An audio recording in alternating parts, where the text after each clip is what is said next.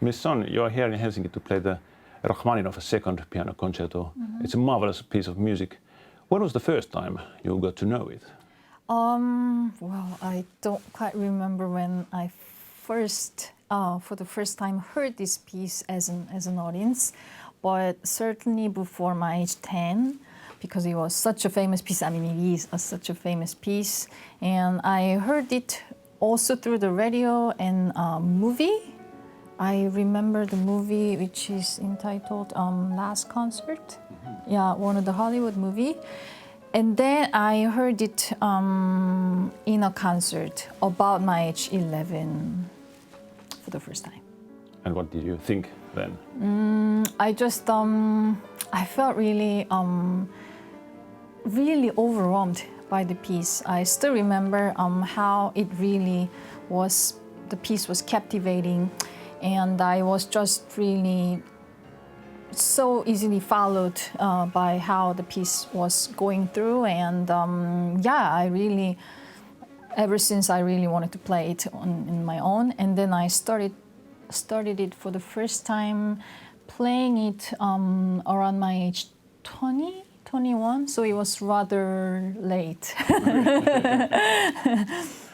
And you said you began to play the piano when you were only 3 years old. 3.5. 3.5, okay, good. But you said that your mother had a piano back home. Is it typical, or was it typical for Korean families to have a piano? I think it was quite typical by the time, yeah. When I was growing up, I remember like half of the kids in my class, for example, were learning at least one musical instrument, like piano, violin, or flute. And yeah, I mean, the country was so very musical.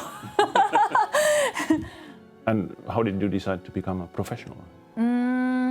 It just, there wasn't really a specific moment that I decided to become a pianist, but I never really disliked it. I always loved it, and I loved being on stage, perform for audience, and I loved music. I loved the recordings. I was a huge audiophile, and I loved going to all different types of concerts, theaters and operas, all these. So I was pretty much into it all the time. Was your family musicians? No, I have no professional musicians in my family, but my mom was certainly, she was an amateur singer, she was an amateur pianist, so she was my kind of a big musical influence. And then you did decide to move to Germany.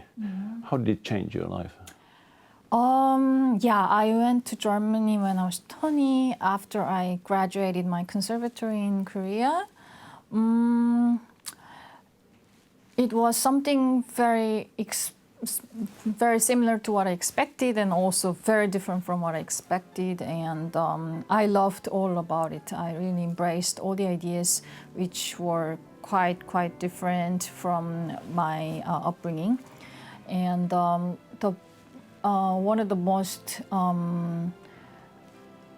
interesting thing for me was how rich the culture is there. Like how, for example, the classical music was really just, it was everywhere. It was, they have all different types of concerts, all different types of musical theaters, all different types of orchestras and so on, which were really so very diverse. In my own country, it was quite different. So I was, yeah, very intrigued in all about this. And do you still have homes in Korea and Germany? Yes, I do. Okay. How do you divide your life then? Well, it's like whenever I play concerts here in Europe, I sometimes go to Germany, where I still rent a place. So it's a lovely place, and I love being there. And then whenever I have enough time to go to Korea, I go there, enjoy my time with my family. Okay. Yeah. And lately you have been playing Mozart a lot. Why Mozart? You have the CD of all his piano sonatas. Yes. And you have played in all them in a concert. Yes. How is this possible? How are you so interested in? Yes, I just did it last week. Yeah, just a few days ago. Yeah, it was really one of the hardest concert experience I've ever had, because it really is a lot of music, a lot of different things together.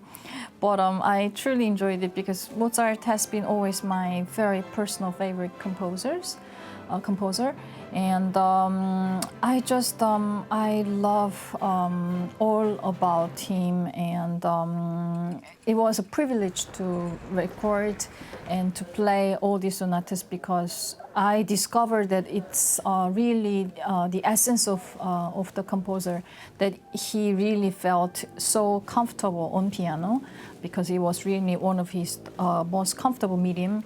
And yeah, I just I love Mozart, and I love Mozart's keyboard works.